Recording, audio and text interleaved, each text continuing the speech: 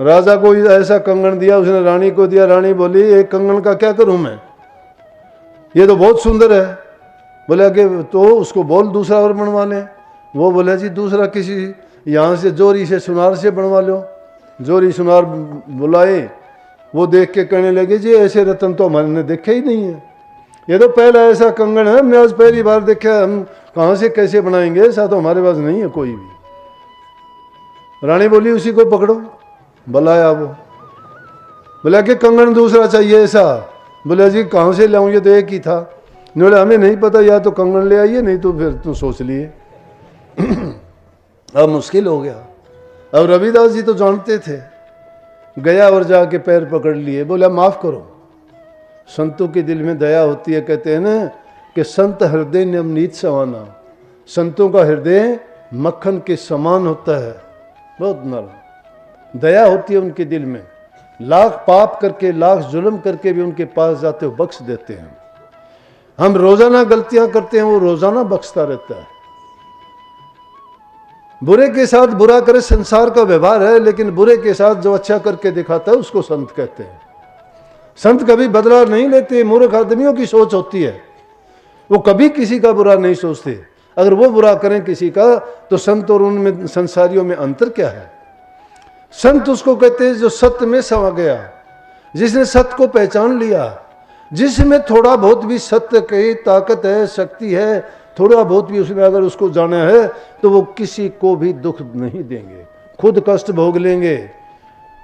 हुए ऐसे संतों, किसी को ताते तेल के कढ़ाई में डाल दिया गया, किसी को जंजीरों में बांध के दरिया में फेंक दिया गया, किसी से मिट्टी के ढो के किले बनवाए गए, किसी से जेड़ों में चक्की पिसवाई गई, लेकिन संतों ने कुछ नहीं कहा।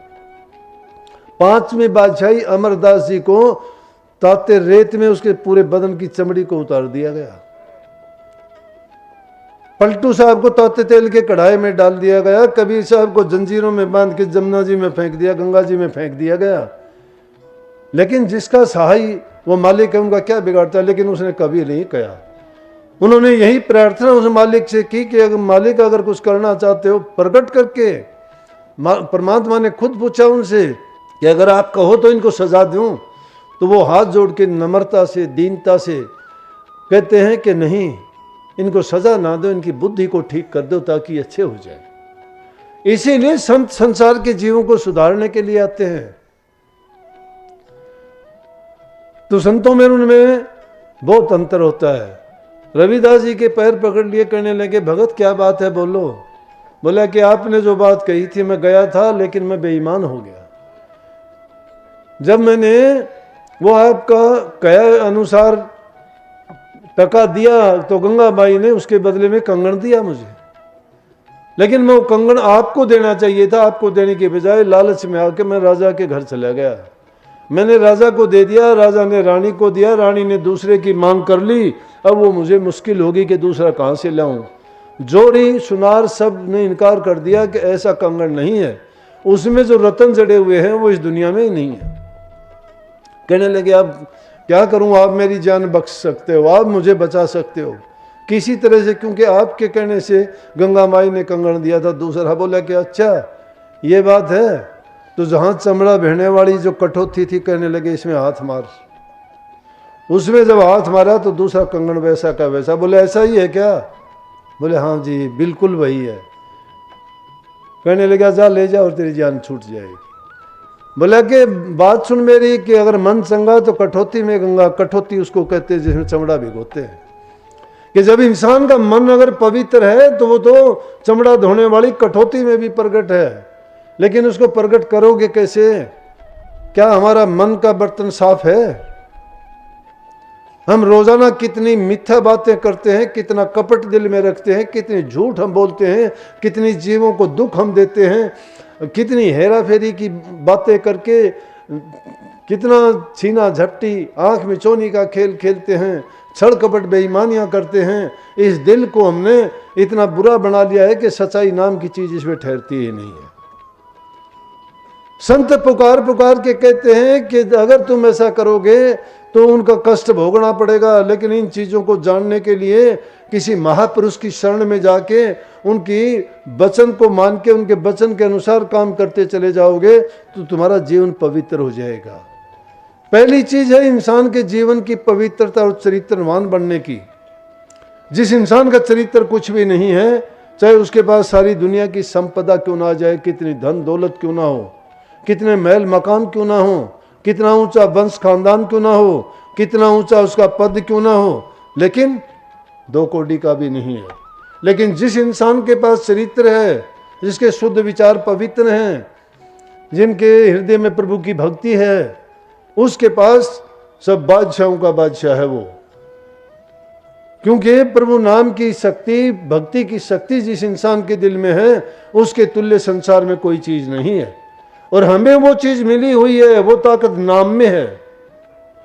नाम के अंदर जो शक्ति है वो किसी चीज में नहीं है। बड़े बड़े पापियों को नाम उतारता है, बड़े बड़े दुखों से नाम बचाता है। जो भी जिस प्रकार की जिसको जरूरत होती है, नाम सबकी पूर्ति करता है। तुलसीदास तो कहते हैं कि उस नाम को तुम और कहीं नहीं स्वार्थ के लिए याद करोगे तो भी तुम्हारी पूर्ति हो जाएगी। ये ना सोचना कि वो तुम्हारे कल्याण के लिए। संतों ने इसीलिए वो मार्ग खोल दिया कि जो संतों की शरण में जाके उनसे नाम ले लेता है, उसके दोनों जीवन बन जाते हैं, जगत भी बनता है और अगत भी बनता है। जगत इसलिए बनता है, उसका चरित्र ऊंचा होता है, उसकी बुराइयां सब छूट जाती हैं, वो सन्मार्ग पर चलता है, किसी को धोखा कपट के बातें नहीं करता। जिसका जीवन पवित्र हो गया उस संसार में रहते हुए सुखी रहेगा। जिसको मानसिक शांति है उसके पास सब कुछ है। लेकिन ये मैं दावे के साथ कह सकता हूं, अगर तुमने हाथ फैला के किसी से मांग के लूट खसूट झूठ बोल के अगर तुमने खाना शुरू कर दिया, तुम्हारा हाथ जिंदगी भर ऐसे ही फैला रहेगा। तुम्हें आदत पड़ जाएगी। भिखारियों को नहीं देखते, वो मांगते हैं, पैसे जोड़ते हैं, बैंकों में जमा करते हैं, मर जाते हैं। बताऊं ऐसी घटना एक, अपने एक बुजुर्ग सा सेवक था, उसने शादी की नहीं थी, सत्संगी कहीं और का था। वो आता था, सेवा बहुत करता था। उसको देख के उसको लत्ता कपड़ा दे देते थे, पैसे भी दे देते थे। नया कपड़ा कभी नहीं पहना, फटा पुराना कपड़ा लेके उसको गांठ के उसी को पहनता था। सेवा इतनी करता था, जहां कहीं बैठता उठता, सफाई का काम जो भी उसको दिखाई देता वो सफाई का काम करता, किसी की रीस नहीं करता।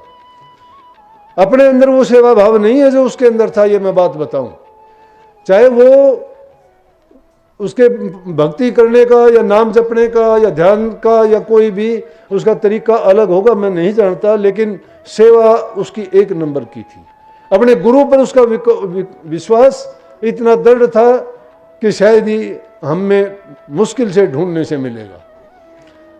पैसे ले लेता था, मांग भी लेता था, शायद वो पैसे जोड़ जोड़ कर वो फतेहाबाद एक उनका प्रेमी था, उसके पास जमा करता रहता। कोई कुछ नहीं उसके आगे पीछे। क्या किया, जोड़ जोड़ के रख गया। एक दिन अचानक उम्र उसकी हो गई थी 70, 75, 80 का भी पहुंच गया होगा।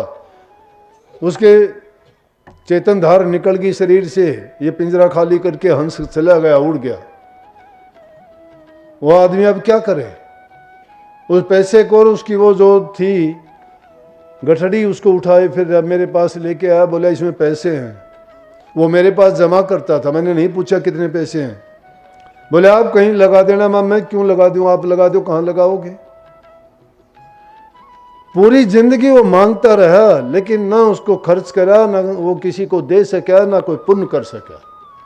इसीलिए संतों ने कहा है कि अगर तुम्हारे पास धन है तो उसके रहते हुए कोई पुण्य का कार्य करो, कोई किसी दुखी गरीब की सहायता मदद करो, तो वो तुम्हारे काम आने वाली चीज है। नहीं उसको छोड़ के चले जाओगे, भूल के चले जाओगे, तो उसका क्या करेगा, या किसी ऐसे आदमी के हाथ लगेंगे। वो अच्छा धन तो है नहीं, औरों को भी बिगाड़ देगा, वो खराब कर देगा, बर्बाद कर देगा।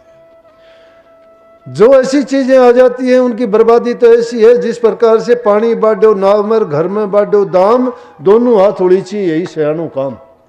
अगर घर में दाम बढ़ने शुरू हो जाए, नाव में पानी बढ़ना शुरू हो जाए, तो अच्छी और सियानी बात यह है कि उसको हाथों से उड़ीच देना चाहिए, नहीं तो बर्बादी का रास्ता दिखा देगा वो।